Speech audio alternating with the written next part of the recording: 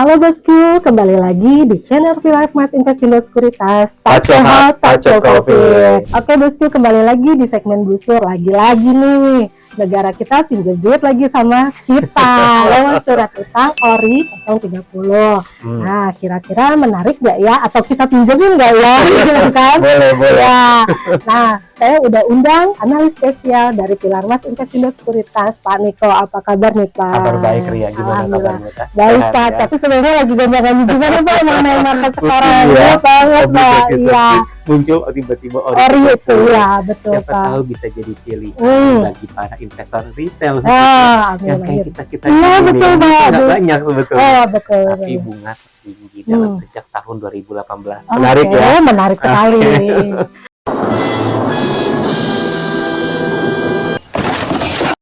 Nah bosku, biar nggak ketinggalan nih infonya, tetap tonton habis di channel Mas Investindo Sekuritas, Taco Hot, Taco Profit.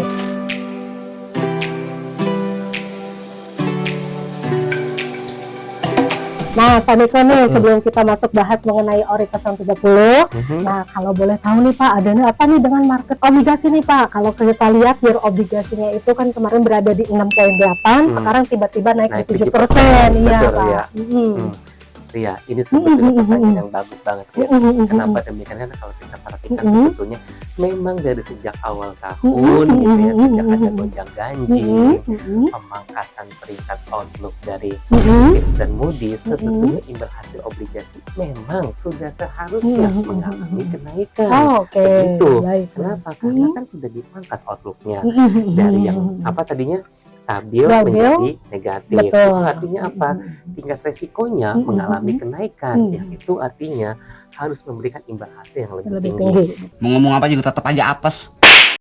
Tapi alih-alih naik, dia tetap stuck di 6,7 dan 6,8. Kalau kita perhatikan pada akhirnya kemarin tepat deh kalau nggak salah ya, 1 bulan yang lalu tanggal 7 Juni kalau nggak salah di hari Sabtu, Kementerian Keuangan bertemu dengan Bank Indonesia. Pada akhirnya mereka sepakat untuk menaikkan imbal hasil obligasi, untuk menarik investor asing untuk masuk ke pasar obligasi, untuk mendorong penguatan rupiah. Memang pada dasarnya hal ini sudah harus dilakukan. Pertanyaannya, kenapa sejak adanya di pangkas itu imbal hasil obligasi tidak kunjung naik?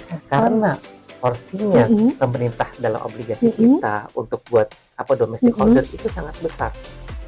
Bahkan lebih dari 60-70%. Maka dari itu mereka mampu menjaga imbal hasil untuk tetap stabil. Nah, kan nggak menarik jadinya. Wong orang imbal hasil US Treasury-nya terus naik, masa imbal hasil kita nggak naik kan begitu. Pada akhirnya mereka menaikkan, sudah naik hingga ke 7,2, 7,4, tapi tetap aja nggak ada yang mau masuk. Masuk ada, tapi sedikit. Kira-kira kenapa lagi?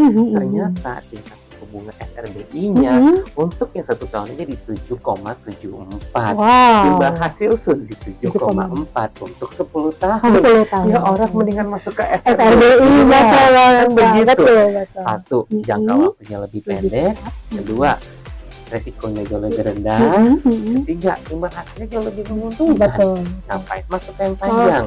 Maka dari itu ini yang membuat pasar obligasi meskipun imbal hasilnya naik hingga 7%, tapi rasanya sepi kan begitu. Ya.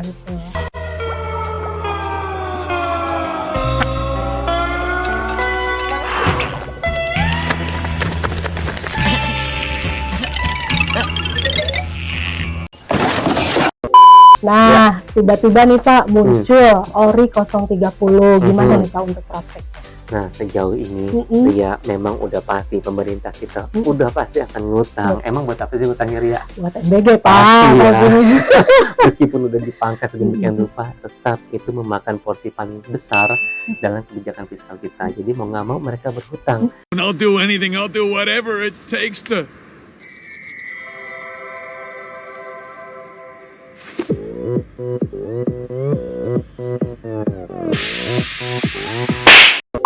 Nah, kali ini ngutangnya nggak lain dengan kita lagi. Tapi nggak main-main loh hari ini, karena kalau kita perhatikan sebetulnya dengan bunga yang sangat amat menarik begitu ya. Bayangkan saja untuk yang 3 tahun berada di 6,9 ya, kotor ya. Untuk yang 6 tahun di 7% Ria. Kebayang dong ya. Itu, dan kalau kita bandingkan dengan tingkat suku bunga BI rate, biasanya kalau kita suka diskusi bareng Eja gitu ya, itu untuk yang 3 tahun spreadnya di 1,15%. Untuk yang 6 tahun spreadnya itu berada di 1,25%. Memang kalau kita bandingkan dengan yang sebelumnya jauh lebih tinggi yang sebelumnya. Tapi dengan kenaikan yang tertinggi sejak tahun 2018 ini nggak main-main. Don't play bosku. Ini memberikan oase satu di tengah IHSG yang penuh dengan gonjang-ganjing dari 9.200 ke 5.000. Yang kedua, tingginya volatilitas yang membuat orang takut untuk masuk. Obligasi menjadi mata air untuk dahaga ini loh gitu, karena kan kita butuh untung, kita butuh cuan pasti ya kan begitu. Nah, obligasi ORI 30 muncul di saat yang tepat sebetulnya Ria. Jadi ini merupakan salah satu hal yang positif dan kami melihat potensi prospeknya amat sangat baik Ria. Aku butuh air.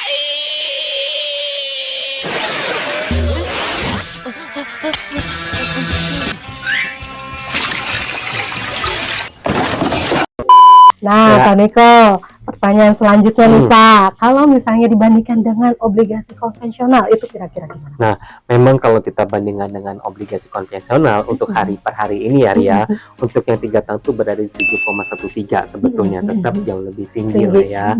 Tapi kan di 6,9 aja udah too good to be true sebetulnya. Untuk yang 6 tahun konvensional berada di 7,15 dan kita dapat kupon di 7%. Sebetulnya kalau bicara imbal hasil tentu jauh lebih menguntungkan kita beli konvensional. Tapi kan duitnya entah ya kita punya retail gitu kan ya. Jadi kalau gitu mau nggak mau kita masuknya ke obligasi retail. Oh hell no. Apalagi dengan menawarkan bunga yang demikian tinggi, ini menjadi salah satu hal yang menarik. Apalagi kan retail nggak butuh SRBI, kan begitu. Yang penting dia mah duitnya beranak pinak setiap bulan kan gitu. Nah ini menjadi salah satu kami pikir apabila teman-teman mungkin ada uang lebih bisa diinvestasikan di sini. Nah Pak, kira-kira nih kita kan sudah membahas mengenai ORI 030 gitu kan, dan keadaan market saat ini gimana. Nah kira-kira untuk rekomendasinya kita beli apa enggak nih Pak?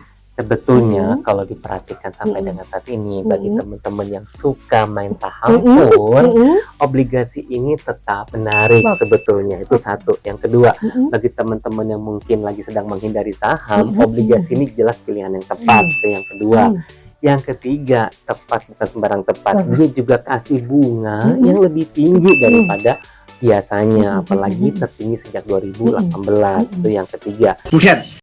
Yang keempat, kalau kita perhatikan Ria, obligasi ini kan sebetulnya masih punya ruang bagi BI rate untuk mengalami kenaikan setidaknya sebanyak 25 basis lagi. Nah, memang ada potensi, hati-hati ketika BI rate-nya naik, harga obligasi pasti akan turun. Tapi yang namanya kita retail duit receh, penurunnya pasti masih bisa kita toleransi. Sehingga kami pikir ini merupakan salah satu momen yang cukup baik untuk kita ambil. Diperhatikan uangnya harus memang yang uangnya dingin, jangan pakai uang panas dimasukin ke situ. Meskipun obligasi ORI 30 bisa diperdagangkan, tapi kan kita tetap aja kita mau yang nyaman. Nomor satu, tentukan tujuan investasimu. Kedua, tentukan jangka waktu investasimu. Yang ketiga, tentukan risk profilemu supaya kamu bisa memilih investasi yang sesuai. Kami pikir ORI 30 ini akan menjadi pelengkap hidup kita. Oke bosku, tadi sudah kita bahas mengenai ORI 030. Semoga bisa menjadi insight untuk pelengkap portofolio kamu. Mari kita ucapkan terima kasih ke Pak Niko nih Pak yang sudah membahas mengenai ORI 030, dan juga pada bosku yang sudah menonton video ini sampai habis. Jangan lupa like, subscribe, dan tonton terus channel Pilar Mas Investing Sekuritas. Touch your heart, touch your profit. Pioneer Sekuritas Channel di Indonesia.